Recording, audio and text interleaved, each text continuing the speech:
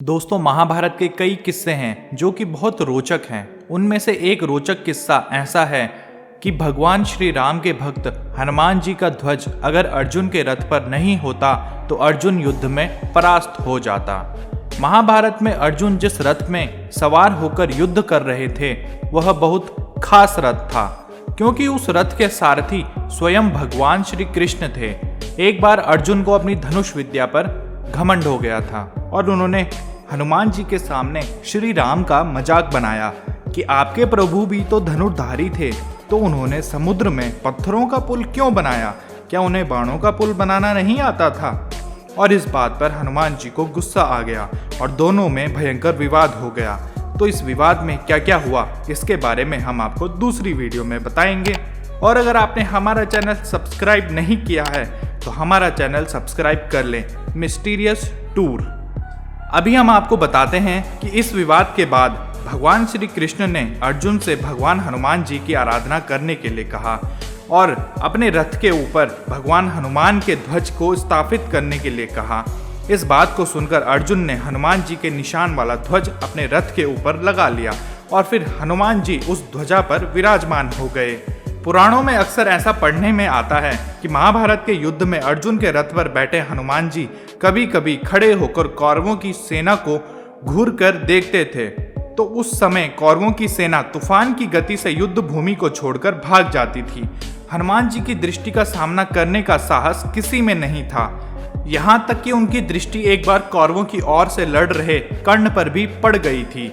वह तो भगवान श्री कृष्ण थे जिन्होंने कर्ण को बचा लिया, वरना कर्ण कब के खत्म हो जाते।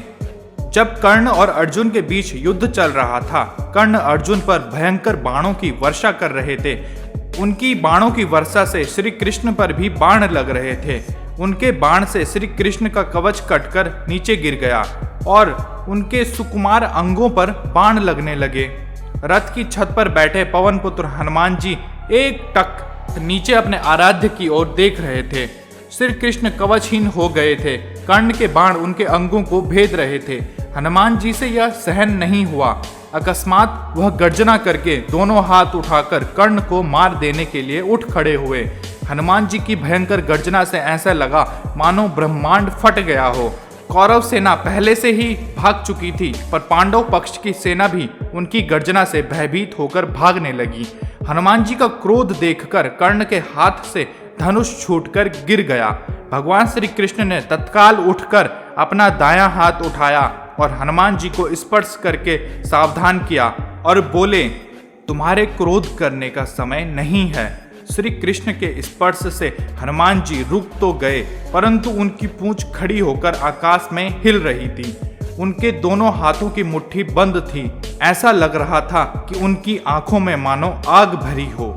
हनुमान जी का क्रोध देखकर कर्ण और उनके सारथी कांपने लगे।